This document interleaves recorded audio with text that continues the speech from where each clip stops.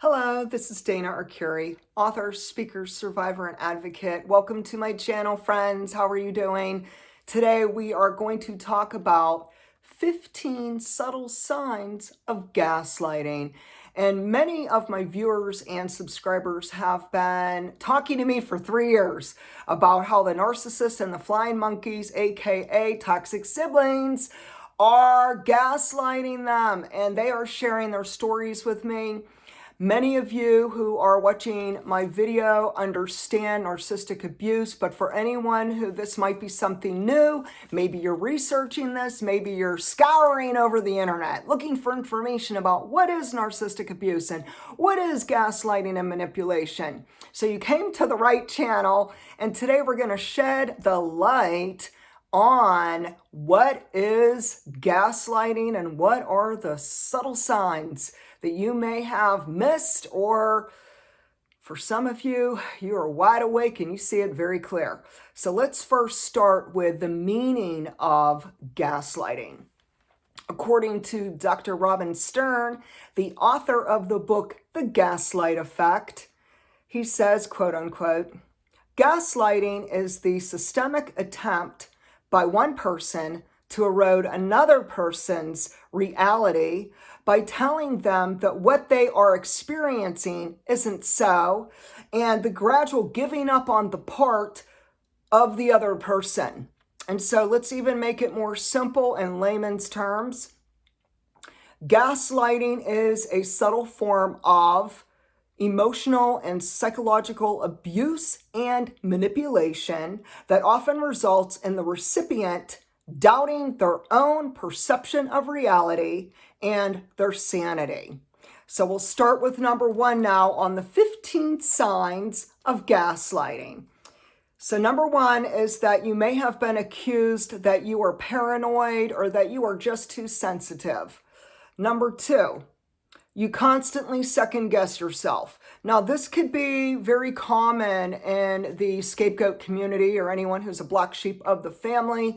It could be that you have dealt with a childhood, teen years, adult years, a lifetime, we're talking decade upon decade, people, of being manipulated and people gaslighting you to such a high extent that you are now doubting your own self. You start thinking, is it me? Is it them? So I just want to give a little clarity today for you. It is not you, my friends. I guarantee. If you are feeling like someone just is making a lot of deceptive facts about you, if people are saying things that aren't true, if they're distorting your reality, if they're blaming you, if they're name calling you, if they're bullying you, my friends, that is gaslighting, and it is quite traumatic and toxic. Next, number 3, you are being censored and silenced by these toxic people. And so oftentimes a big part of gaslighting, it goes hand in hand with emotional abuse and bullying. But part of this whole bullying and gaslighting is that the toxic person finds ways to attack you, to silence you, to censor you, to make you believe that you are not worthy. This is what they're doing because they want to overpower you and they want to control you. Next would be number 4, that the narcissist or the sociopathic person calls you irrational. So there is a lot of name calling, and we'll get into a few of the names that you may be called, but it's interesting how the narcissist thinks that they know it all. They act like they know it all. They're typically very domineering, arrogant people who have a ginormous ego. Next would be number 5. So these people tell you that you're making stories up. They try to act like it's all you and that they're the innocent bystander. And also what will go along with this one is that they'll play the victim. Oh, woe is me. Oh, they just act like it's you who's the bad guy. It's you who's the problem. Very common with unhealthy relationships. Next is number 6, and we're going to call this shift blaming. So what happens is typically the toxic person, whoever it may be, it could be your ex-boyfriend, ex-husband, it could be your mother, your father, your grandparents, your siblings, your boss, your coworkers, and the list goes on. But what they do is they victim blame and they victim shame. So they'll find all kind of covert tactics to try to guilt you out, make you feel bad about yourself. Don't fall for it. Number 7. The person who is manipulating you and gaslighting you will insist that you are crazy. So they'll tell you you are insane. They'll say that you are, having anxiety and, it must be you're bipolar. They will call you so many names and twist everything. They'll distort the truth. Then they'll shift the blame onto you. The next thing you know, they tell you that you are psychotic and that you need drugs. It is just unbelievable how low they will go in effort to try to overpower you, to confuse you, and to make you feel like you are going crazy. Next would be number 9. Another subtle sign of gaslighting is when the narcissist and the flying monkeys suddenly have amnesia. Oh, how convenient that they suddenly forget everything they said and did. Oh, suddenly, I don't remember saying that. No, I didn't do that. Oh, it must be your imagination. Oh, yeah, sure. Next would be number 10. These toxic folks use lame excuses. Good God, they could become a Hollywood actor winning an Oscar and some kind of nominee from Hollywood because they are such good actors and actresses. We have to understand when they're gaslighting you and you call them out, they will create some very interesting fabricated stories in which they'll say things like, well, if you wouldn't tick me off, I wouldn't have to be mean to you. Or they'll just go on and on and on with all kind of stories. And it is just utterly ridiculous.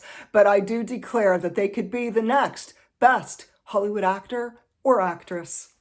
Number 11, some toxic people use religious gaslighting to punish you.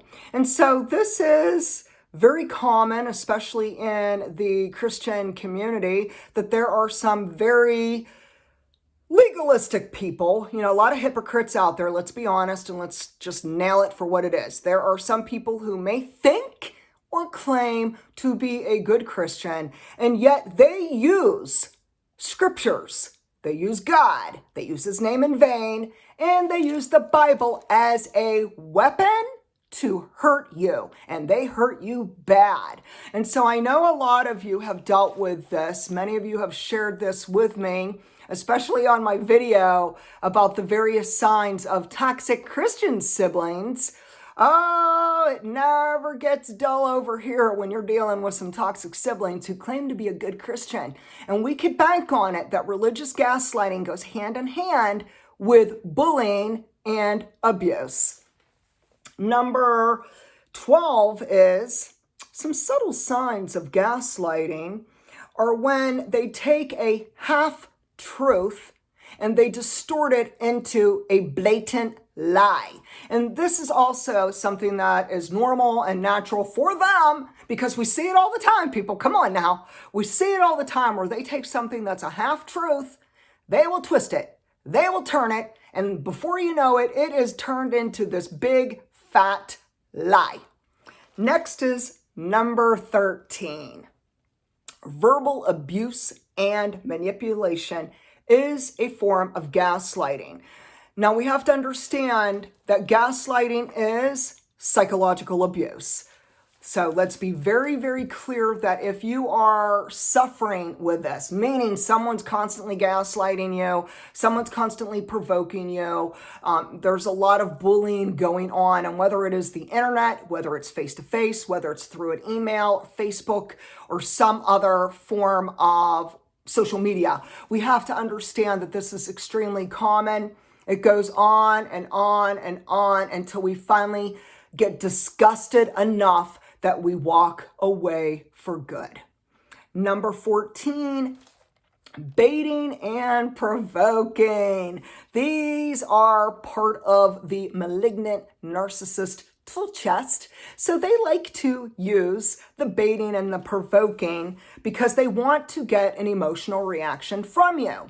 So gaslighting is a way that they could bait you and provoke you, because what they want is for you to kind of just have a meltdown. They want you crying, cussing, screaming. They want you to become hysterical. And then they can say, see, I told you she's crazy. So we have to really be careful when it comes to how we respond and how we react. Next is number 15.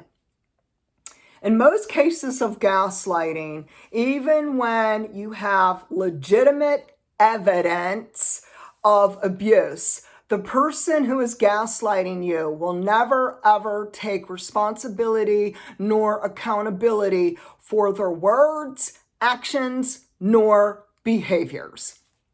They will never ever change. People, I know that some of you have relatives. I know some of you are in relationships with people who are very unhealthy and toxic, and they are gaslighting you all the time. And you are at your wit's end. It's extremely emotionally draining and exhausting. You share with me your stories a lot of time with these comments on my YouTube channel. And so I just want to let you know that I understand what you're going through, and I'm going to give you a few tips to help arm you on how to handle this. So many of you are saying, Dana, what do I do? I need your help. So here we go, people. If you suspect that one or more people are gaslighting you, here are some helpful tips. Number 1, typically a narcissist needs narc supply. This means they will be gaslighting you. They will be constantly stirring up the crazy making 3-ring circus. So, number 1, don't react. So they want you to scream and cry, and they want you to act hysterical, because then they could say that you are insane. So the next time you are in a conversation with someone who might be gaslighting you, and you could very well clearly see this now, once we're educated about gaslighting and abusive, toxic, manipulative relationships, we wake up, we see crystal clear that yes, this is what they're doing. Yes, they just need narcissistic supply. So don't react. Don't give in to them. Do not fall to pieces. No meltdowns, no crying and cussing and slamming the phone on them. Don't do it, because they're happy. Because then they got their own way. Then they know they're controlling you. No. So don't ever overreact. That is the best tip I could give. Next would be number 2. When you suspect that someone's gaslighting you, whether it is a comment on Facebook, whether it is a text message, whether it's face-to-face conversations with a malignant narcissist or a toxic person, pause. Take a deep, slow breath. If you feel like you might overreact, and it could be that you're just really physically exhausted, you're mentally drained from them. They are emotional vampires who suck the life out of you. So the one thing you might want to do, walk away. Say you're out at a restaurant and this person happens to be your sibling, and they start saying things in which they're gaslighting you and they're provoking you. Excuse yourself. Walk into the restroom, take a deep breath, and really try to master non-engagement. So don't react, don't engage, walk away. Next, number 3, listen to your gut instincts. Also listen to your body. A lot of times our body's signaling us. All of a sudden, when someone's saying things that could be manipulative and toxic and they're bullying us, and they might be lying to us or blaming us, a lot of times our body will start having signals. You might break out in a hot sweat. You might have racing heartbeat. You might have anxiety. You might feel triggered. You might feel scared. Like you might feel like something's wrong. Like in your gut, you just know something's wrong. So try to pay attention to your body because it is signaling you and alerting you to danger for very, very good reason. So if you are feeling emotionally drained, you may need to just detach yourself from this person and step away from the crazy making, and just, you're not going to respond. Next is pretty much summing it up. So number 4 just says it like it is. Do not engage. That means you don't talk, you don't fight back, you don't explain yourself, you don't get into division and a conflict and a big blowout. Nope. You just don't engage. If that means hanging up the phone, if that means not responding to their comment on Facebook, if that means blocking them on social media, if that means ending the relationship, you do what you have to do, my friends, to take care of you and to build healthy boundaries and to take back your power. Next would be number 5, and that would be to gray rock or to go full no contact. So for anyone who wants to know, what's gray rocking? Gray rocking is when you are just giving very minimal attention to the people who could be sociopathic or narcissistic, anyone who's a bully, who's gaslighting you. You are pretty much not engaging in conversations. You're not willfully texting them and constantly out with them. Instead, you spend very, very little time with them. It could be to the point where you could go weeks or months without speaking, without talking, without emailing, without any engagement whatsoever. Okay, so that is gray rock. Now, for someone who wants to go full no contact, that means you're not communicating at all. That means you ended the relationship. Consider the relationship dead. Consider the relationship broken. Consider the relationship not even able to be reconciled. Now, why can't you reconcile? Because toxic, narcissistic, abusive, malignant, emotional vampires will never, ever change. And the more you can come to that reality and get clarity on this fact, the sooner you will be able to break away from this relationship and to rebuild your life, reclaim your sanity, and find peace of mind. Now, share with me, have you been experiencing gaslighting? What are these people saying to you? What are they doing to you? How are you responding to them? Are you overreacting? Or are you simply walking away and saying, adios, no thanks, not going to fall for your bait today or any day? So share with me, what are you doing? How are you coping? And how are you handling the gaslighting? If you have any other signs, subtle signs of gaslighting that you would like to share with me, feel free to do so, and take care. Bye-bye.